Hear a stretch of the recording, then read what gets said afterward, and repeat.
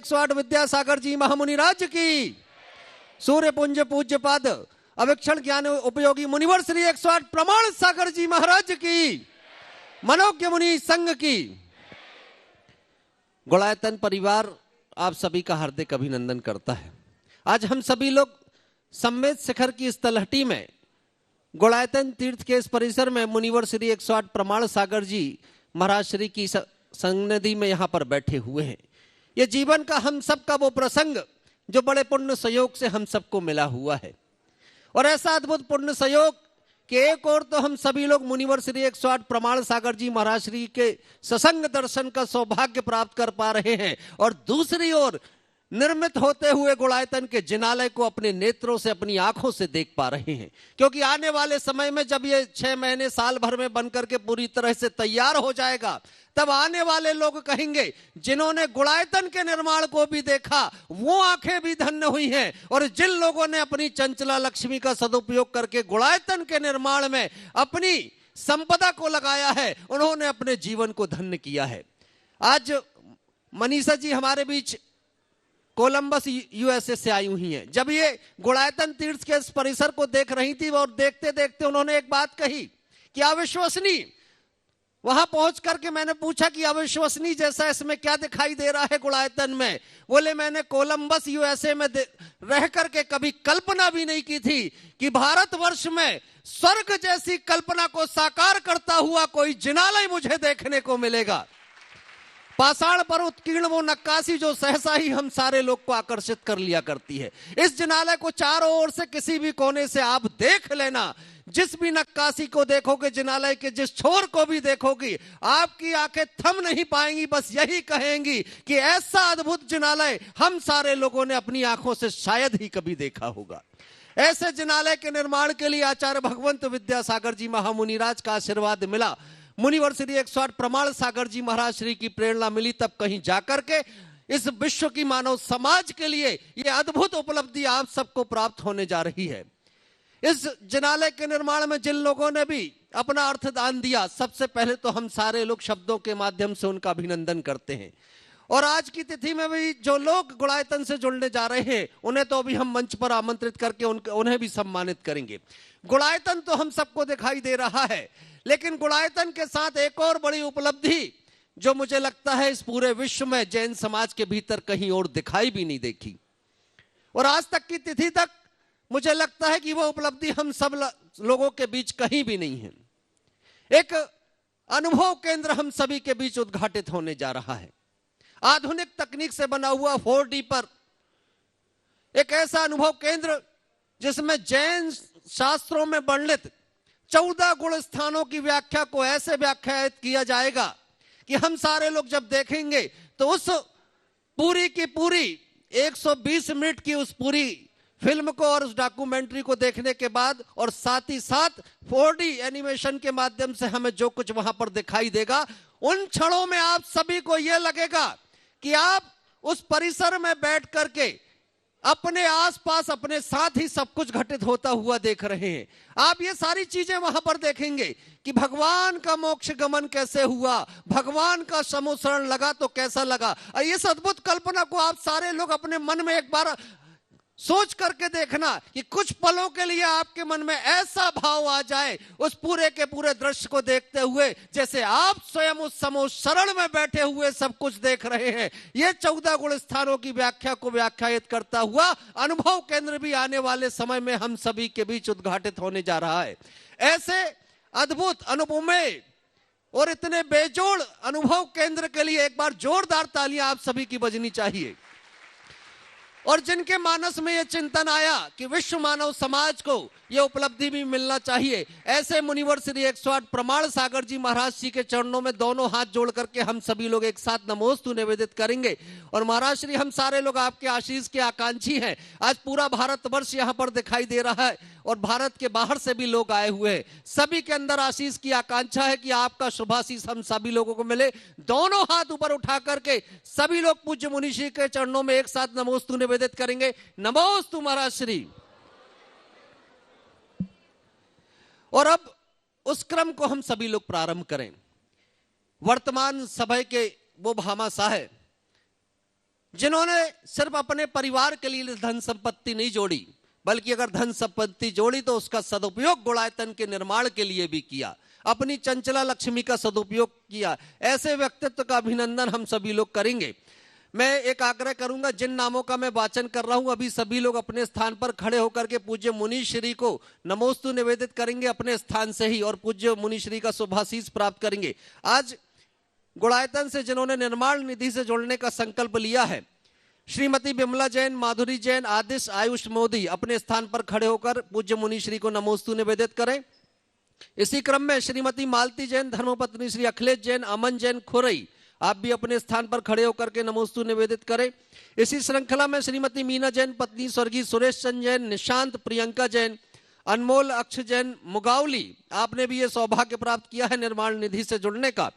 और ये श्रृंखला जब आगे बढ़ती है तो जाती है हजारीबाग तक, और हजारीबाग के श्री दिलीप कुमार जी अजमेरा, स्वर्गीय श्रीमती रेणु जैन, अनीसा अजमेरा, मानवी नीति अजमेरा, हजारीबाग, आप भी निर्माण निधि से जुड़ रहे हैं, अपने स्थान पर खड़े होकर के नमोस्तु निवेदित करें। नागपुर का एक ऐसा परिवार जो धर्मनिष्ठ परिवार है, धर्मचंद जी जैन, हुकुमचंद जी जैन साहिब, आप भी आज निर्माण निधि से जुड़े हैं, मुनि श्री के चरणों में नमोस्तु निवेदित करेंगे। श्रीमती सुलोचना जैन, श्री जयप्रकाश जैन, भारतवर्ष की राजधानी दिल्ली में आप निवास करते हैं, आप भी अपने स्थान से नमोस्तु निवेदित करें।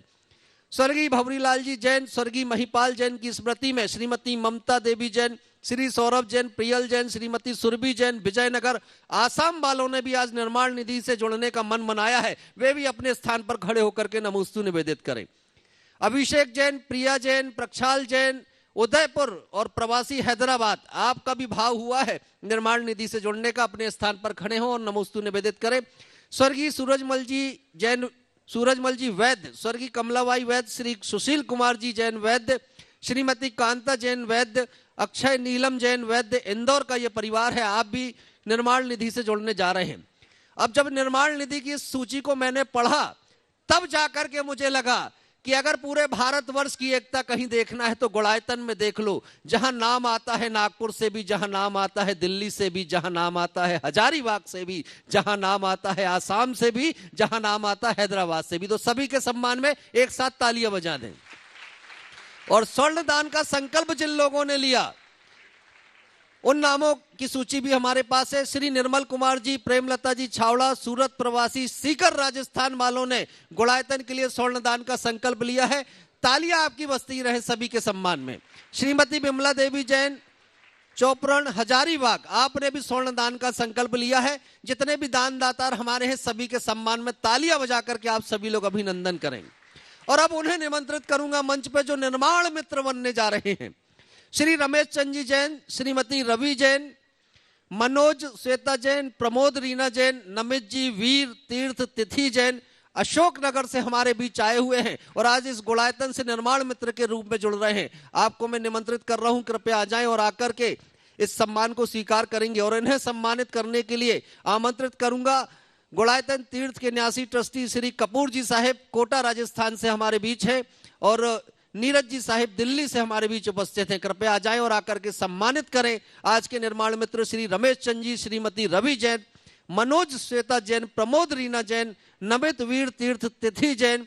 अशोकनगर का ये बहुसम्मानित परिवार है और जब इनका सम्मान हो तो आपकी तालियां जोरदार बजनी चाहिए। किसी के हाथ ना बंधे रहे, दोनों हाथों से इतनी करतल ध्वनि निकले कि लगे कि हम सारे लोग गुणायतन से जुड़ने वाले उन दानवीरों का सम्मान कर रहे हैं।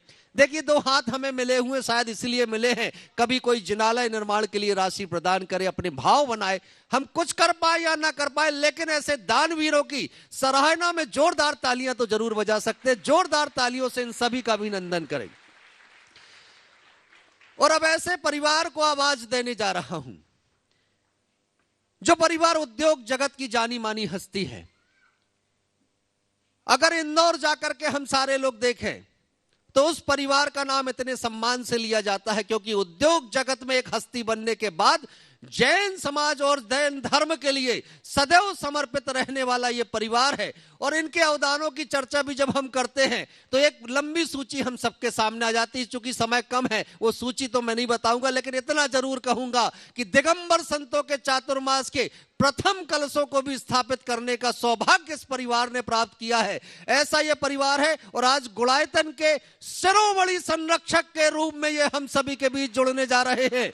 श्री गजेंद्र जैन, श्रीमती माया देवी जैन, गौतम जी, शीतल जैन, गौरव पूजा जैन, गिरीश सोनम जैन, विराज विहाना जैन, जिनीशा जी, मितांश जैन, जिशिका, रिधांश जैन और ये परिवार गिन्नी ग्रुप परिवार के नाम से हम सब के बीच में विख्यात है। इंदौर का सम्मानित परिवार थे और आज जब ये सम्मेद शिखर की पावन भूमि पर आए, शिरोमणि संरक्षक बनने का तो भाव संजोए, साथ ही इन्होंने रजत दान भी अपने हाथों से किया और आज 5250 ग्राम 5 किलो से अधिक चांदी इन्होंने समर्पित की है। तो जरा इनके सम्मान में जोरदार तालियां बजाएं। संपूर्ण परिवार को बहुत सम्मान के साथ यहां मंच पर मैं निमंत्रित कर रहा हूं, कृपया आए। परिवार के सभी सदस्य यहां जाएंगे। श्री गजेंद्र कुमार जी, श्रीमती माया देवी जी, गौतम जी, शीतल जी जैन, गौरव पूजा जैन, गिरीश सोनम जैन, विराज विहाना जैन, जिनीसा मितांश जैन, जिसिका रिधांश जैन, गिन्नी ग्रुप परिवार इंदौर का प्रतिष्ठित परिवार है। और इनके अभिनंदन के लिए आमंत्रित करूंगा गुड़ायतन के कोषाध्यक्ष पद पर पदासीन एनएल जैन साहिब को, सीएफओ के पद पर पदासीन सुनील जैन साहिब को। कृपया आप आए और आकर के अभिनंदन करें और स्वागत करें। और साथ ही बीना झांझरी जी कोडरमा से हमारे बीच उपस्थित है, अंजू जैन जी कोटा से हमारे बीच उपस्थित है। आपको भी निमंत्रित करूंगा, कृपया आप सभी आए और आकर के इस परिवार का अभिनंदन और स्वागत करेंगे। देखिए, शिरोमणि संरक्षक बनकर के इन्होंने एक नई इबारत गढ़ दी है और उस सूची में अब इनका नाम आ गया है।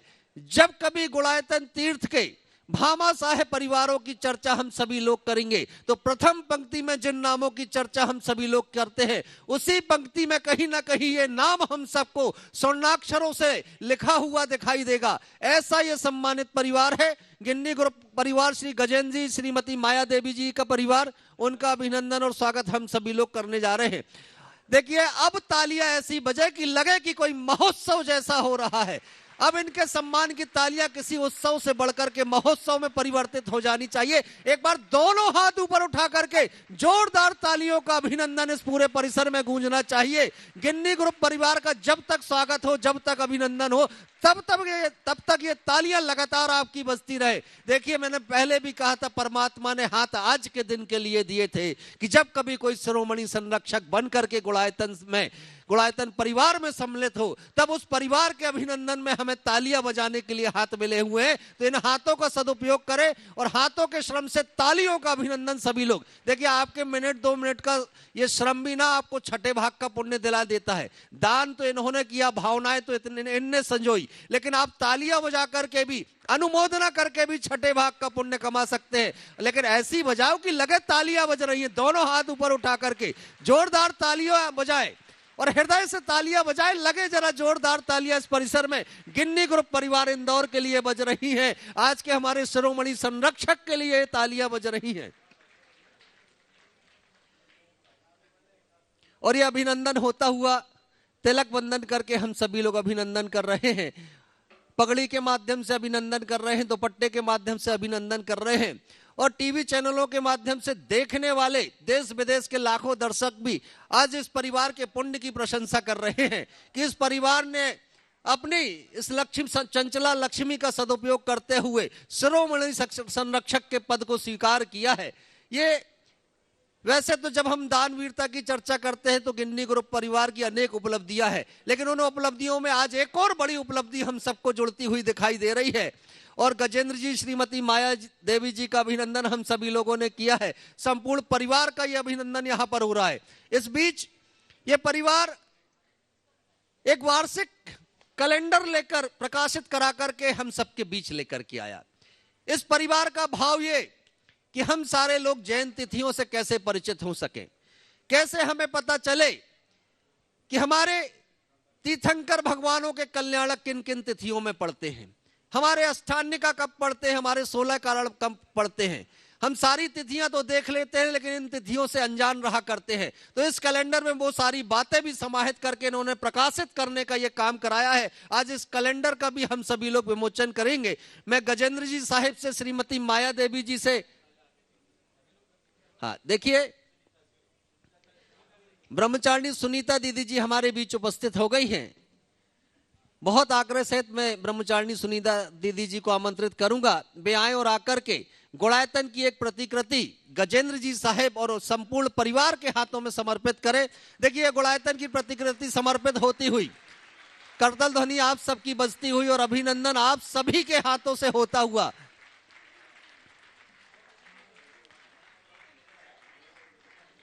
अद्भुत ये प्रतिकृति है। जब इसकी प्रतिकृति को देखें तो हमारा मन आनंदित हो जाया करता है।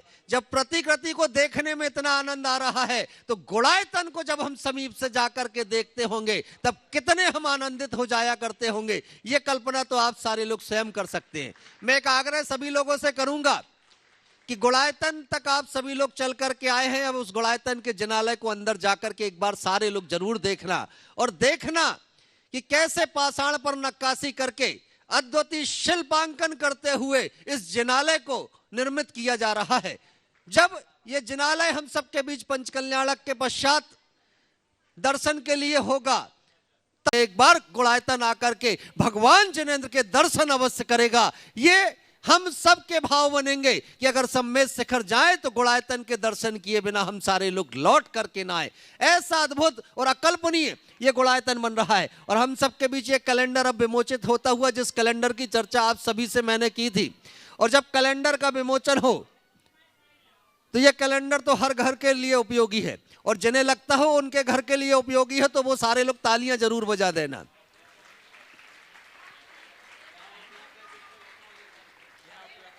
और यहां आप सभी के लिए कैलेंडर उपलब्ध रहेगा, जिन्हें भी लेना हो वो इस कैलेंडर को प्राप्त कर सकते हैं और इस कैलेंडर को अपने घर लेकर के आप सभी लोग जाएंगे। पूरा एक साल सन 2024 तक ये आपका साथ देगा। ये कैलेंडर पूज्य मुनि श्री को समर्पित करते हुए कैलेंडर की एक प्रति श्री गजेंद्र जी साहिब, श्रीमती माया देवी जी और संपूर्ण गिन्नी ग्रुप परिवार,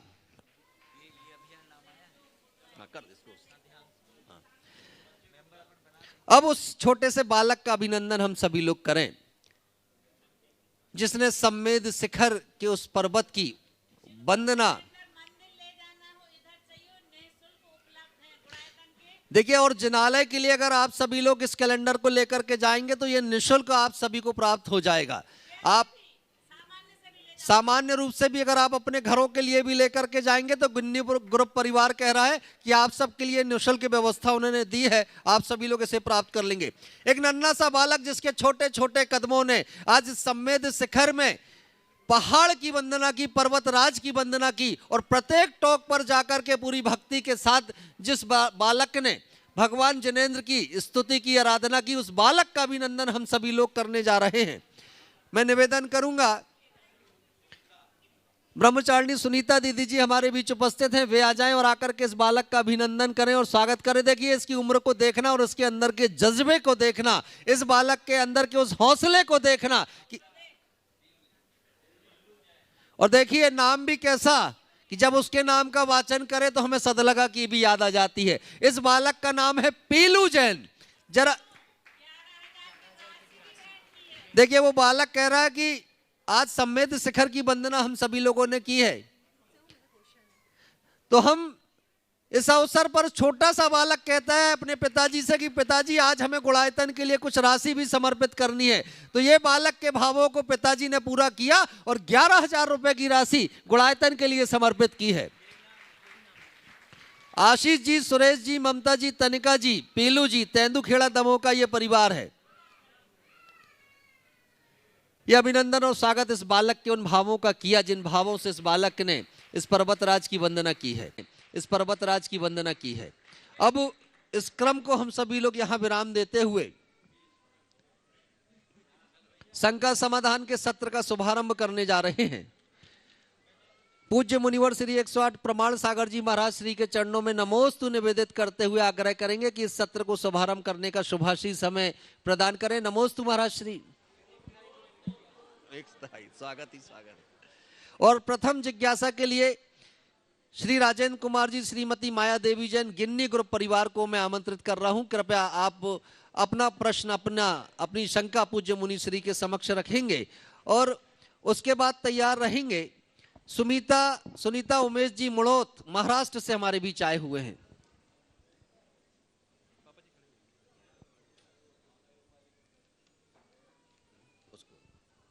गुरुदेव को बारंबार नमोस्तु। यह प्रश्न मैं अपने पापा जी श्री गजेंद्र कुमार जी जैन, इंदौर गिन्नी ग्रुप की तरफ से पूछ रहा हूँ। हे गुरुदेव, 8 साल पहले मेरे सिर में ऐसी बीमारी हुई थी जिसके लिए इंदौर में ही नहीं, बॉम्बे के भी अच्छे से अच्छे डॉक्टरों ने मुझे ऑपरेशन करने से मना कर दिया था। उसके बाद ऑपरेशन के लिए मना कर दिया था, परंतु उसके बाद भगवान की ऐसी कृपा हुई कि मुझे ना ऑपरेशन की ज़रूरत पड़ी, मैं स्वतः ही ठीक हो गया। तो गुरुदेव, जिज्ञासा ये है कि इसमें कौन सा आशीर्वाद था, क्या था जो मैं निरोगी हो गया? बहुत बहुत ही उनका प्रबल पुण्य था कि ऐसी दुस्साध्य बीमारी अपने आप ठीक हो गई। और ये व्यक्ति को उसके पुण्य पाप पर विश्वास करने के लिए बाध्य करता है। समझ गए? मेरे संपर्क में एक डॉक्टर जो खुद एक पैथोलॉजिस्ट थे, वो पहले बड़े नास्तिक थे, बाद में विशुद्ध धार्मिक बन गए। एक दिन चर्चा में उन्होंने कहा, महाराज मेरी बीमारी ने मुझे नास्तिक से आस्तिक बना दिया। मैंने पूछा मामला क्या? बोले मुझे बहुमूत्र रोग हो गया था, मुझे कैथेटर लगाना पड़ता था, मैं अपना काम भी नहीं कर पाता था, सब इलाज कराए कोई काम नहीं आया, तरह तरह के इलाज। तंग आकर के मैंने सारी दवाइयाँ बंद कर दी और 6 महीने बाद मेरी बीमारी अपने आप ठीक हो गई। तब मुझे लगा कि पुण्य भी कुछ होता है, पाप भी कुछ होता है, और उस दिन से मुझे धर्म पर श्रद्धान हो गया। उन्हें यही मानना चाहिए ये धर्म का प्रताप है जिसके परिणाम स्वरूप हमें ऐसा लाभ मिला है, और हमें इस सच्चाई को जानते हुए इसी क्रम में आगे बढ़ना चाहिए। ओम। नमोस्तु महाराज जी, मैं एक प्रश्न पूछना चाहती हूँ। एक श्रावक को जीवन के अंत में समाधि मरण प्राप्त करने के लिए क्या करना चाहिए? अपने जीवन के अंत में समाधि मरण प्राप्त करने के लिए जीवन भर उसकी साधना करनी चाहिए, रोज उसकी भावना भानी चाहिए, और जो साधना की क्रमिक तैयारी है वो तैयारी करनी चाहिए। ठीक है? श्रीमती सरोज जैन गुना से अगर उपस्थित हो तो अपना प्रश्न यहाँ पर रखें, और मोड़ोज जी का परिवार अगर उपस्थित है तो कृपया आगे की ओर आ जाएंगे भी। ओम। हाँ, सरोज जी है। नमस्ते महाराज जी। महाराज जी, समोसरण में कितने इंद्रिय जीव जा सकते हैं? समोसरण में जो भगवान के मूल सभा है वहाँ संगी पंचेंद्रीय जीव, भव्य जीव जा सकते हैं। नमोस्तु महाराज जी। क्षामी महाराज जी। उधर दीजिए। हाँ। महाराज श्री को नमोस्तु, कोट कोट सा नमस्ता, और एलक जी को इच्छा में। महाराज जी, मेरा ही प्रश्न ये है कि मैं 6 साल पहले इतनी असाध्य बीमारी हो गई थी कि मैं पलंग पे भी नहीं बैठ पाती थी। महाराज जी, ना उठ पाती थी, एक कदम नहीं चल पाती थी। इंदौर, भोपाल, सभी जगह का इलाज ले लिया, कोई आराम नहीं। डॉक्टर ने बोला ऑपरेशन होगा महाराज जी, लेकिन फिर मैंने भावना योग शुरू किया तो मैं इतना आराम हुआ कि इस बार मैंने शिखर जी की यात्रा पैदल कर ली महाराज। वंदना। 4 साल पहले भी आई थी महाराज जी, तो मैं नीचे तलहती में से ही मतलब चली गई थी। ऐसा मेरा कौन से कर्म का उदय आया था महाराज जी? चलिए, भावना योग ने आपके कर्म को मिटा दिया। आप दिमाग मत लगाइए, भावना योग करते रहिए, औरों को भावना योग करने के लिए प्रेरित करते रहिए। देखिए, अक्सर भावना योग का ये अनुभव लोगों का आप सबके बीच प्रकट होता है। आप नियमित भावना योग कीजिए, एक बड़ा अभिनव प्रयोग है, और अगर आप भावना योग करेंगे तो ये अनुभव आपका या आपके परिचितों का भी हो सकता है। जो स्वस्थ हैं वे करे तो कभी ऐसी बीमारी नहीं होगी, और जो बीमार है और परेशान है भावना योग करे तो जल्दी स्वस्थ होंगे। ओम। मुंशी के चरणों में त्रिकाल नमोस्तु। एक को बोला है ना, गिन्नी ग्रुप परिवार से सम्मानी जन है, कृपया आप अपना प्रश्न रखें। एक कोई बहुत दबाव है उनके पास। नमोस्तु भगवान, नमोस्तु भगवान। मैं संजय जैन डी से। महाराज जी, मेरी एक जिज्ञासा है कि अपनी मंदिरों की और क्षेत्रों की कमेटियों में जो आजीवन संरक्षक और अध्यक्ष बने बैठे हुए हैं, इससे नए ऊर्जावान कार्यकर्ताओं को मौका नहीं मिल पा रहा है, तो इसका हम कैसे निदान कर पाएंगे? वहीं जाके बात करो। चलो आगे। श्रीमती सुनीता उमेश जी मुड़ौत। गिन्नी ग्रुप से कौन को बोलना था? हो गया, वही है। अच्छा, श्रीमती सुनीता उमेश जी मुड़ौत अगर उपस्थित हो तो शीघ्रता से। हाँ है ना, मथेन वंदामी महाराज साहब। बोलिए। मैं सुनीता मुनोद धुलिया महाराज से आई हूँ। पिछले 10 साल से आपका शंका समाधान देख रही हूँ। तब से यही भाव थे कि आपके दर्शन कब हो। आज का दिन मेरे अहो भाग्य आपके दर्शन हुए। और मेरा सवाल ये कि आपको ऐसा कौन सा सवाल करूं जिसका जवाब आपके पास नहीं है?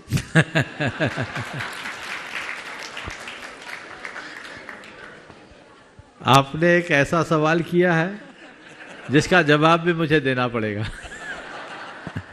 आपने ऐसा पूछा है कि ऐसा कौन सा सवाल करूं कि जिसका जवाब मेरे पास ना हो, है ना? तो अगर आप मुझसे यदि ऐसा सवाल करते कि महाराज जी इस दुनिया से आप कब जाओगे, तो मेरे पास कोई जवाब नहीं। ये कतई नहीं हो सकता महाराज साहब। इसका मेरे पास कोई जवाब नहीं है। आने का डेट निश्चित है, जाने का निश्चित नहीं है, इसलिए इसका कोई जवाब नहीं। महाराज साहब ये नहीं पूछूंगी। आज हमारे सोने बीच से भी महंगा मेरा दिन है। हाँ? सोने से भी महंगा आज का मेरा दिन है। बहुत जो सुंदर। 10 साल बाद आपके दर्शन हुए। बहुत बढ़िया। मथेन वंदामी महाराज साहब। हमारे बीच में मनीषा जैन जी यूएसए कोलंबस से उपस्थित हैं और साथ ही प्रिया जैन छुक्केटी कर्नाटक से आई हुई हैं। अपना प्रश्न यहाँ पर पूज्य मुनि श्री के समक्ष रखें। नमोस्तु महाराज जी। सभी चुल्लक महाराज जी के चरणों में इच्छा में। महाराज जी, मेरी ननंद है जो मनीषा लिंगड़े, जो यूएस से आई हैं कोलंबस से। वो पहली बार गुनायतन और पर्वतराज की वंदना के लिए आई। कल वे वंदना करने के लिए हम सभी जा रहे हैं। आपका आशीर्वाद चाहिए महाराज जी। और मेरा प्रश्न है महाराज जी। उनका सवाल है कि आपका? एक भावना योग का प्रसंग है, एक सवाल है महाराज। चलो आप प्रसंग सुनाओ, वो सवाल करेगी। हाँ चलो बोलो बोलो। महाराज जी, जब कोरोना का पीरियड में 2021 में हमने यहाँ पर 24 मंडली विधान था, तभी हमने सिद्ध मंडल लिया था। तभी यहाँ से ही हमने भावना भाके गए थे हम कर्नाटक से, कि कर्नाटक में भी हम ये सिद्ध चक्र विधान संस्कृत में करना चाहते थे। मेरी सासू माँ की ये बहुत प्रबल इच्छा थी और हुक्केरी के लोगों को भी इच्छा थी महाराज जी। तो मैं नियमित रूप से भावना योग करती हूँ रोज़, और एक संकल्प लिया था कि ये सिद्ध चक्र विधान संस्कृत में ही होना चाहिए आपके आशीर्वाद से, जो अक्षय भैया के सानिध्य में हुआ महाराज जी।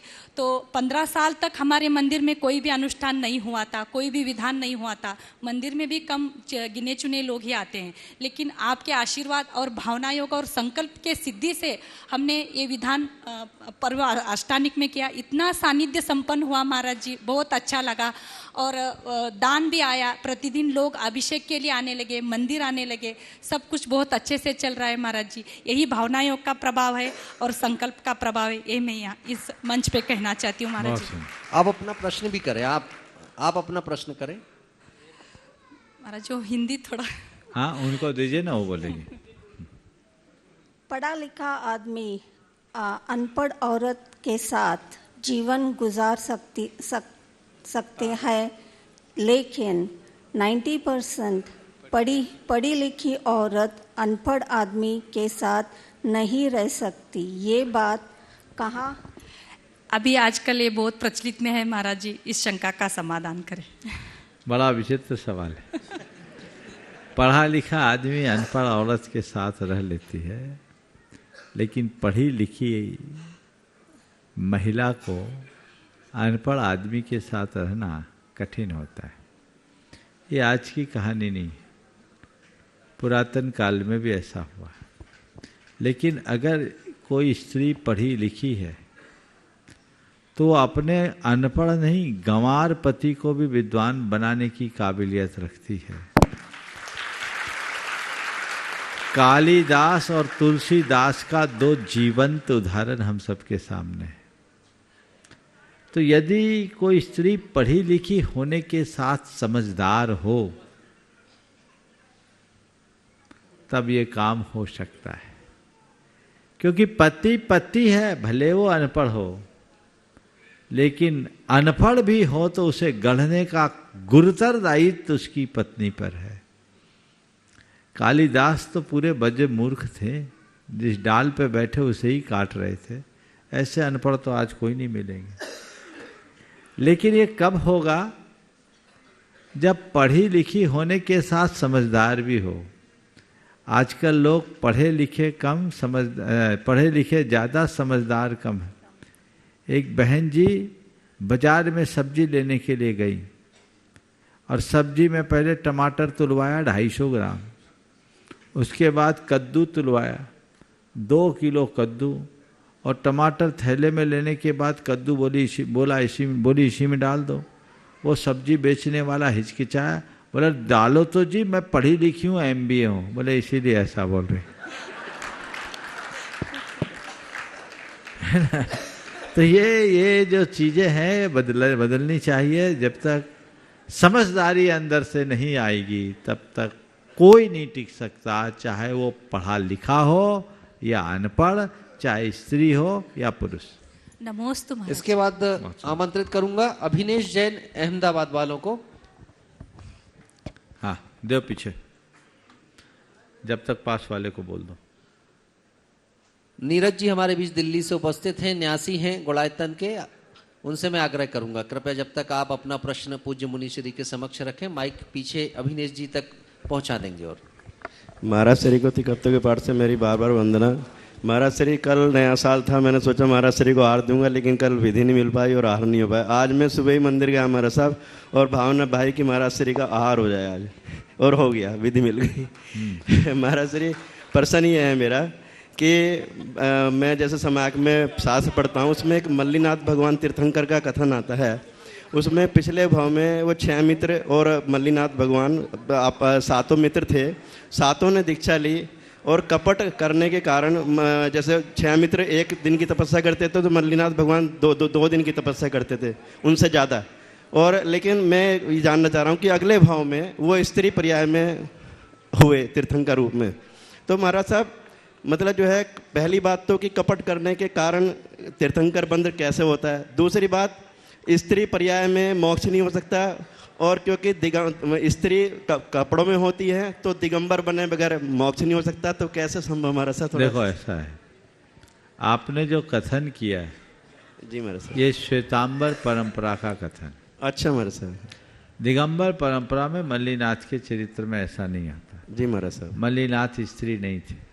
अच्छा। मल्लीनाथ पुरुष थे। ये भ्रम दूर कर दिया महाराज साहब। हाँ, आप आदि पुराण और उत्तर पुराण पढ़ो। जी महाराज साहब। हमारे 24 तीर्थंकरों के ही नहीं, 63 सलाका पुरुषों का चरित्र एक बार पढ़ो। जी महाराज साहब। तो आपको बहुत सारी चीजें समझ में आएगी। जी महाराज साहब। और मल्लीनाथ भगवान को भले श्वेतांबर परंपरा में स्त्री मानते हैं जी, पर कोई भी स्त्री रूप में भगवान की मूर्ति स्थापित है क्या? नहीं महाराज साहब। क्यों नहीं, ये सवाल उस परंपरा से पूछना चाहिए। बिल्कुल बिल्कुल, बहुत तो, बहुत धन्यवाद महाराज साहब। दिगंबर परंपरा में कोई भी स्त्री मोक्ष नहीं जा सकती।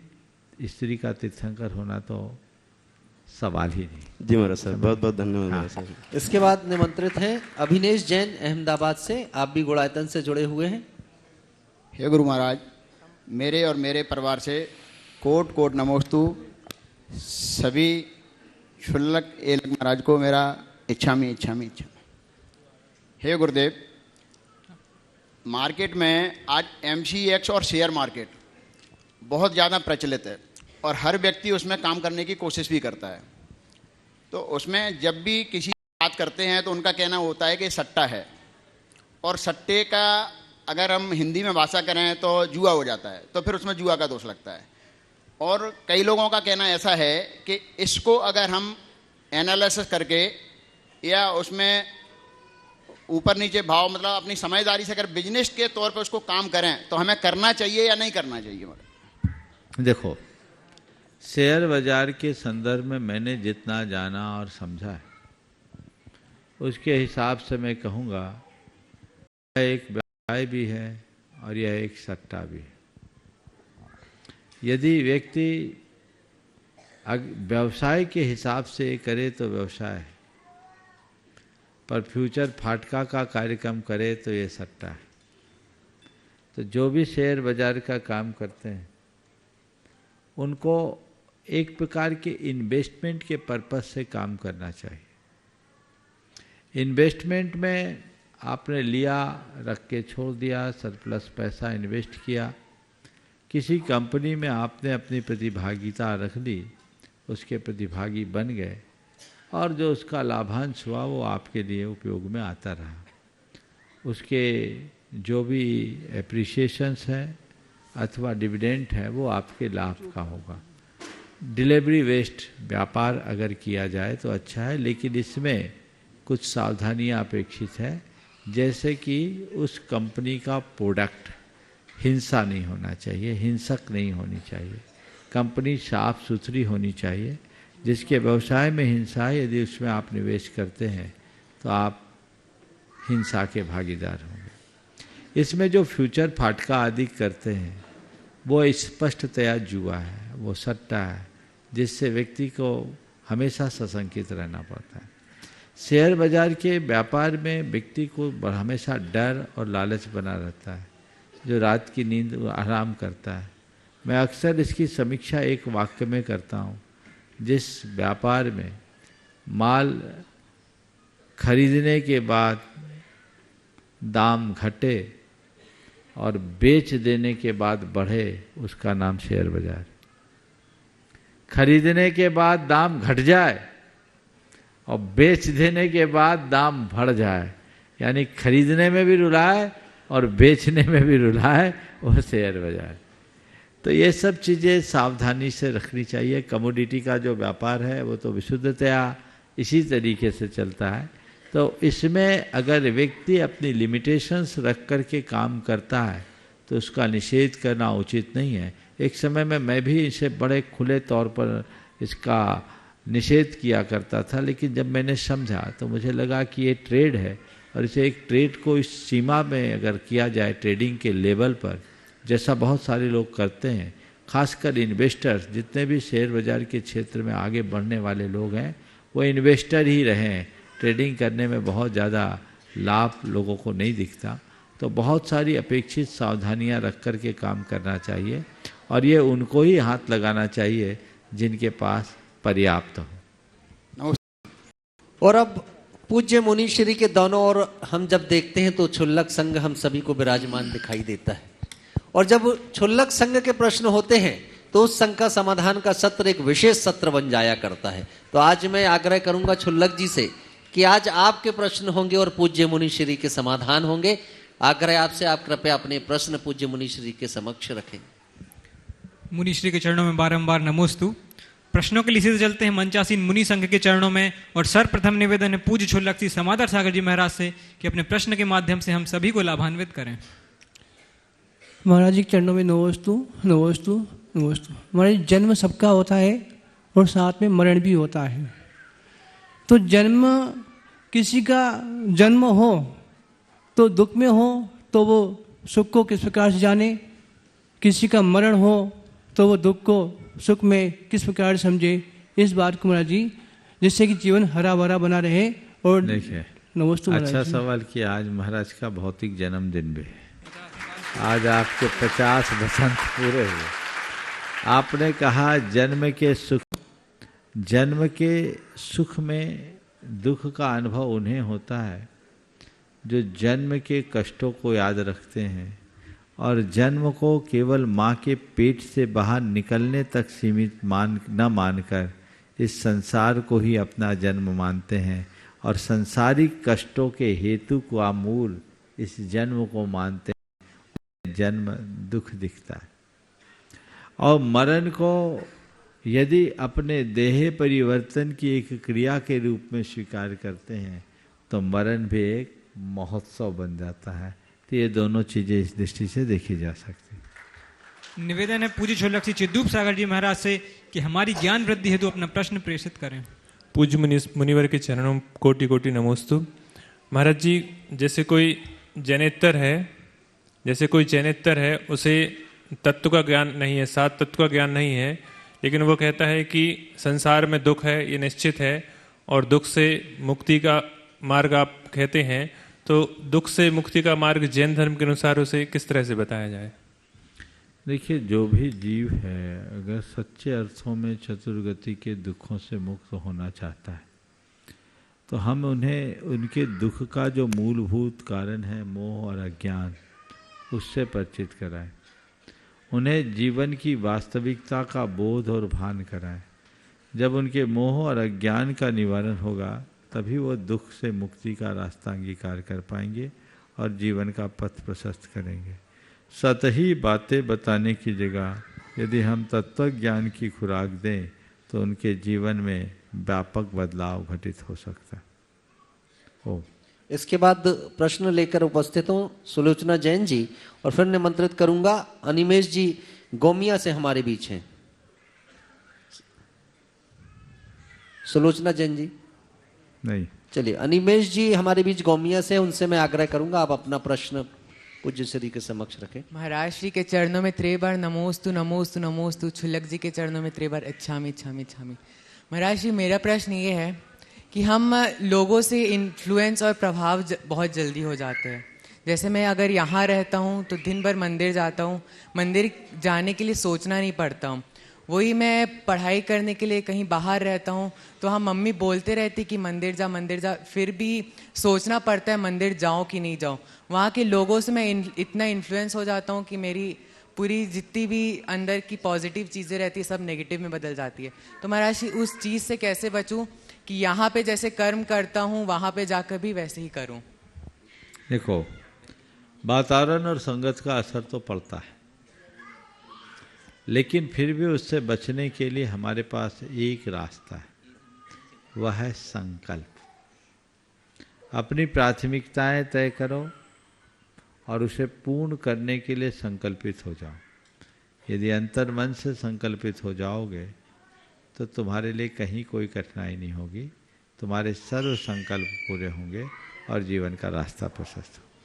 नमोस्तु महाराज। हमारे बीच में मुनिवर श्री निष्पक्ष सागर जी महाराज श्री के गृहस्थ जीवन के परिजन उपस्थित हैं। श्रीमती श्रद्धा अभिषेक जैन पनागर से, वे अपना प्रश्न रखेंगे और उसके बाद तैयार रहे राजस्थान से हमारे बीच आए हुए त्रिलोक जैन साहिब, संपादक दैनिक आधुनिक।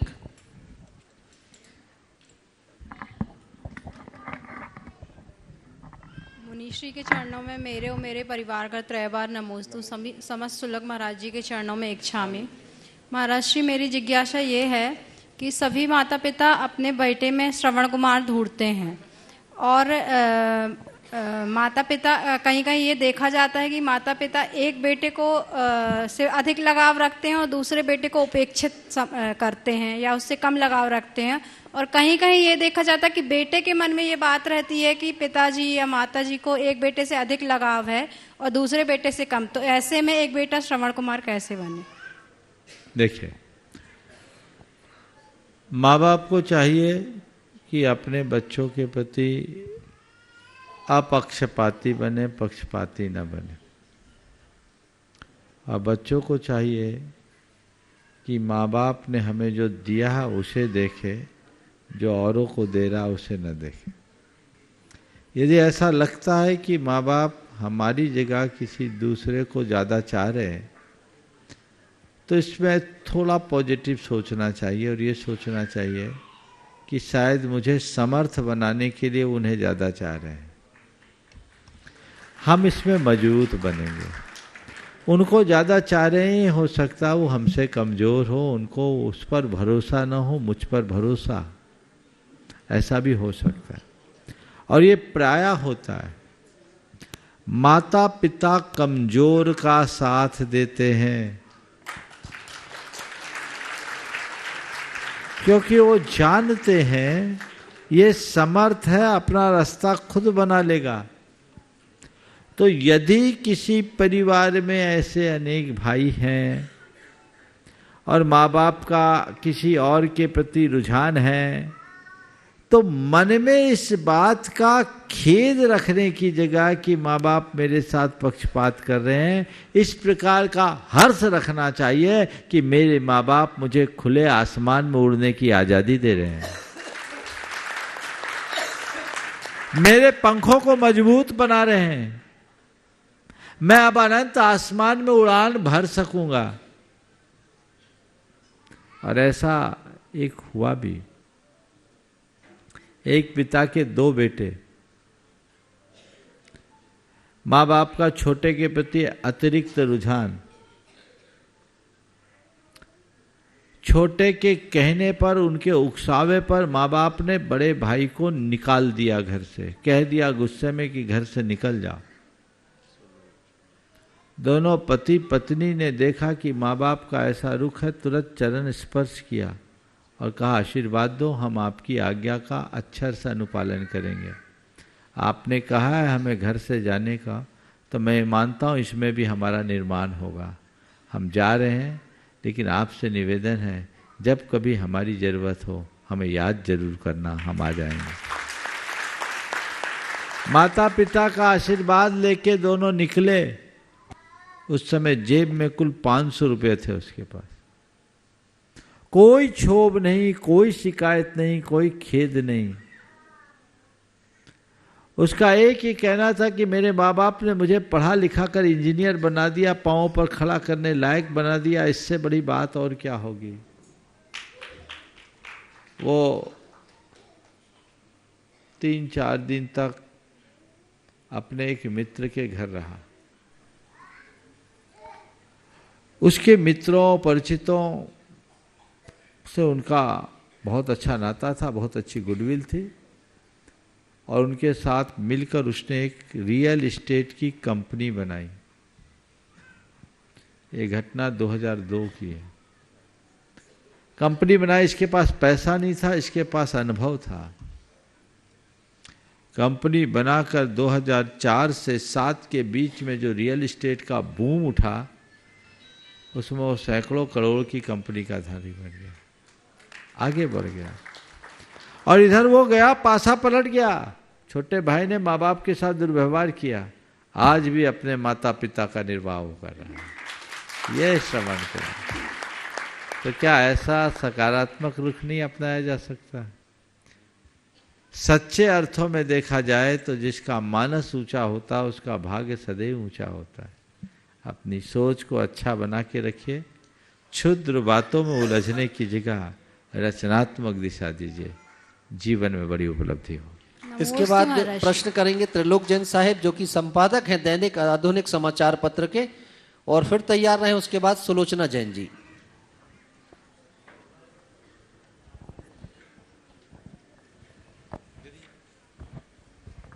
नमोस्तु गुरुवर, अजमेर राजस्थान से सहपरिवार आपको नमोस्तु। महाराज जी, मेरी बिटिया का कुछ शंका समाधान था, तो आपका आज्ञा हो तो। नमोस्तु महाराज जी। महाराज श्री गुणायतन के अंदर आके मैंने एक चीज़ पढ़ी जो आपके द्वारा कही गई थी, महत्वपूर्ण जीवन नहीं जीने का तरीका है। तो मेरे को आप समझा सकते हैं इन पंक्तियों का मतलब, या फिर कि क्या है इनका? जीवन तो हमने पा लिया, अब जीना महत्वपूर्ण नहीं है, कैसे जीना ये महत्वपूर्ण है।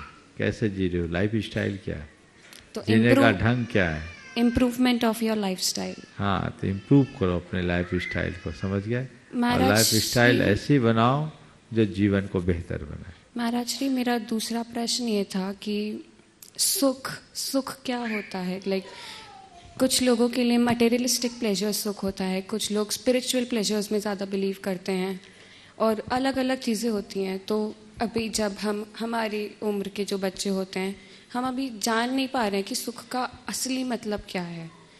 तो मैं जानना चाहूँगी कि सुख कहाँ है, किधर है, और कैसे प्राप्त किया जा सकता है। तुम्हारे हिसाब से मैं सुख की बड़ी सरल सी व्याख्या करता हूँ। सुख को अंग्रेजी में लिखो स्पेल करके, प्लेजर्स। हाँ, प्लेजर। स्पेलिंग सुख की अंग्रेजी में स्पेल का SUKH है ना। S for satisfaction, U for understanding. Understanding K for knowledge और H फॉर हार्ड वर्क, इसी में से। धन्यवाद महाराज। तो ये चीजें अपने जीवन में आ जाए तो समझना सुख है। ठीक है, चलो। इसके बाद आमंत्रित है सुलोचना जैन जी और फिर तैयार रहेंगे हमारे बीच संयम सिंघई जी हैं जो कि BARC में साइंटिस्ट हैं मुंबई में, वे तैयार रहे।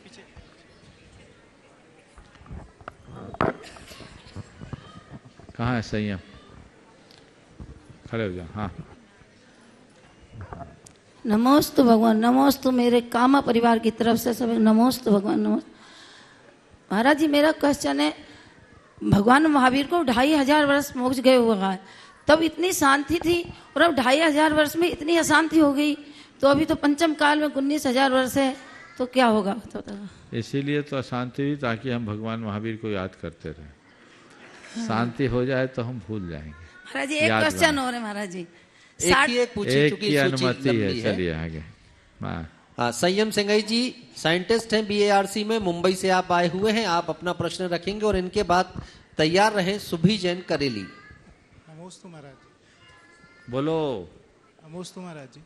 महाराज जी, हमारा जो आज का यूथ है, जो हमारी आज की पीढ़ी है, सब पढ़ लिख के बाहर जा रहे हैं। जैसे मैं भी कॉलेज गया था, तो कॉलेज में जो मैस होती है वो सब वेज नॉन वेज सब साथ में बनता है और बहुत कम लोग इस चीज़ पे ध्यान देते हैं। मतलब हमारे जो जैन बच्चे हैं उनको तो इस चीज़ पे ध्यान देना चाहिए और माँ बाप भी बस इस चीज़ में खुश हो जाते हैं कि बच्चा कॉलेज पहुँच गया, अब वहाँ जाके वो क्या कर रहा है उस चीज़ पे कोई ध्यान नहीं देता। और फिर उसके बाद वही नौकरी। मैं तो जब तक स्टूडेंट लाइफ में रहा मैंने टिफ़िन खाया, उसके बाद अब जब जॉब शुरू हुई है मैं खुद बनाने लगा, क्योंकि मुंबई में वो बाई मेरे को मिल नहीं पाई जो सिर्फ प्योर वेज बनाती हूँ। हमारे यहाँ पे मतलब जब 4 दिन छुट्टी के आते हैं मम्मी लोग किचन में भी नहीं जाती और वहाँ पे बाइयाँ एक घर में नॉन वेज बना के आई हैं, आप उनसे बोलो भिंडी बना दो तो उसका कुछ सेंस नहीं लगता। फिर तो इस चीज़ में फिर सबसे बड़ी बात ये जागरूकता का विषय है। अभी कुछ दिन पहले BHU के कुछ युवकों ने ऐसा प्रयास किया बनारस में IIT में।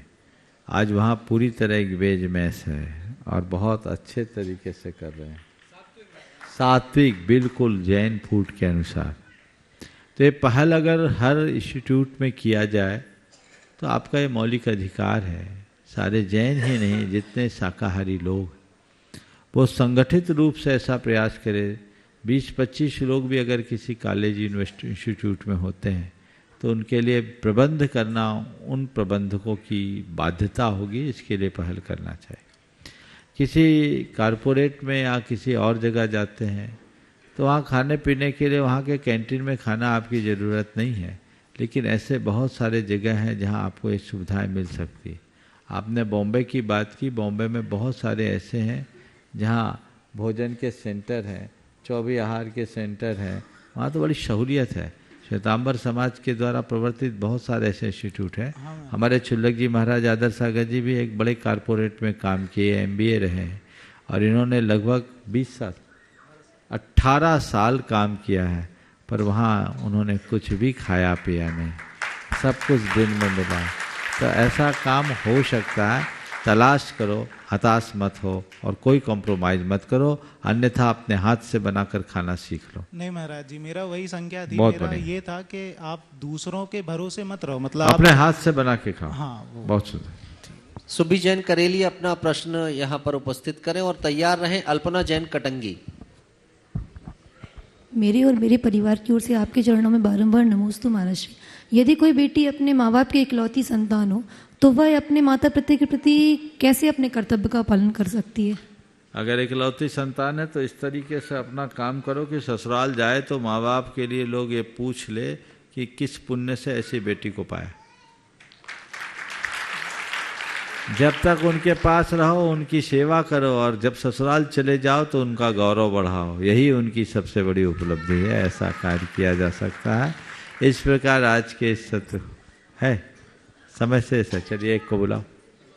अल्पना जैन कटंगी से नहीं है। इनके बाद आमंत्रित हैं हमारे बीच ब्रह्मचारी अजय भैया जी हैं, कृपया वे अपना प्रश्न रखेंगे।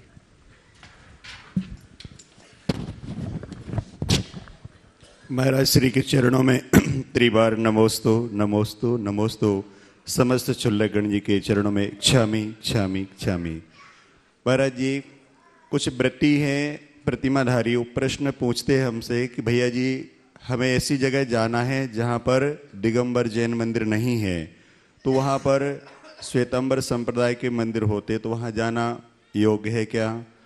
देखिए, सबसे पहला सवाल तो ये है कि व्रती को वहीं जाना चाहिए जहाँ उसका धर्म ध्यान हो, और जहाँ धर्म ध्यान हो नहीं वहाँ जाना नहीं, तो सवाल ही खत्म हो जाएगा। हमारे सारे धर्म ध्यान छने पानी का, कुएं के पानी का, अन्य चीज़ों का जहाँ प्रबंध वहीं जाना चाहिए। इसके अलावा और कोई बीच की गली निकालने का कोई औचित्य नहीं है। आज के सत्र को यहीं पर विराम। बोलिए परम पूज्य आचार्य गुरुवर श्री विद्यासागर जी महाराज की।